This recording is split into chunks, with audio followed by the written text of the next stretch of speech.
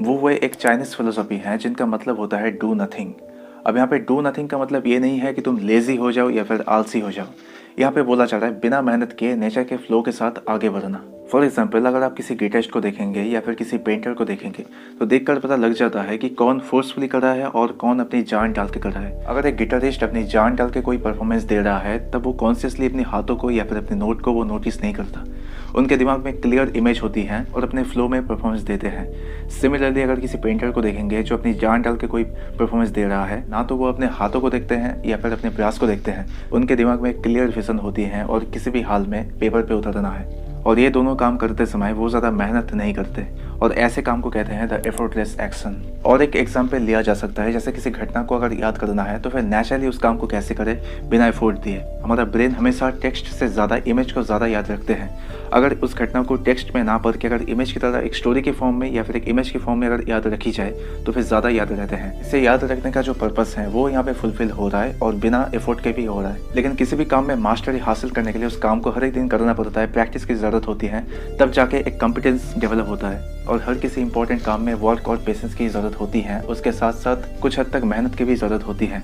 लेकिन जितनी मेहनत रिक्वायरमेंट है उससे भी ज़्यादा मेहनत अगर की जाए तो फिर वो काम हार्ड बन जाता है। अगर कोई जितनी मेहनत रिक्वायरमेंट होती है उससे ज़्यादा मेहनत करते हैं और बहुत ज़्यादा हार्ड वर्क करते हैं तो फिर उस काम में वो कभी भी मास्टरी नहीं पा सकता। लेकिन अब सवाल यह है कि ऐसा कौन सा काम हो सकता है जिस काम को करते समय ज़्यादा एफर्ट ना लगना पड़े और नेचुरली हम आगे बढ़ते रहें। अगर आप अपने सराउंड में जितने सारे एनिमल हैं, जितने सारे प्लांट्स हैं, उन्हें अगर देखोगे तो फिर आपको एक चीज़ कॉमन दिखेगी। जितने सारे प्लांट्स हैं उनका काम एक ही है। या फिर अगर एनिमल को देखोगे, जो शेर होते हैं, उनका काम यह है कि शिकार को पकड़ना।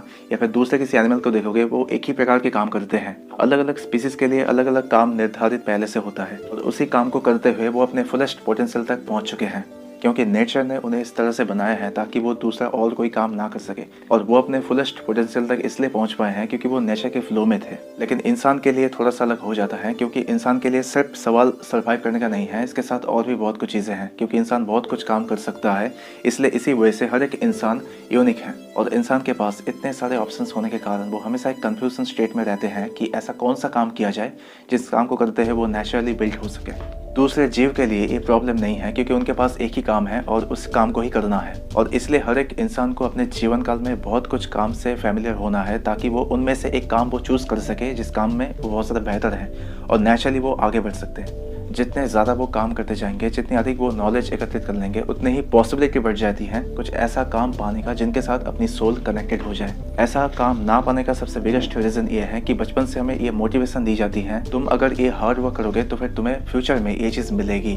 वो चीज़ पाने के लिए तुम्हें आज से ये स्टार्ट करना होगा। बट ये कभी बताया नहीं जाता कि कोई भी काम कैसे करना है ताकि उस काम को काम ना लगे, मेहनत को मेहनत ना लगे, ताकि उस काम के साथ अपनी सोल जुड़ जाए और उस काम को ऐसे हम कर सकते हैं जैसे वो काम अपना एक हिस्सा हो। काम करते समय कैसे मज़ा लुटना है उस काम से, ये कभी हमें सिखाया नहीं गया। इसलिए एफर्टलेस एक्शन क्या होता है, इनसे कभी हम फैमिलियर हो ही नहीं पाए। नेचर ने हर एक स्पीसीज को, हर एक जीव, एनिमल को उसी तरह से बिल्ड किया है ताकि वो हार्ड वर्क कर सके बिना किसी एफर्ट के।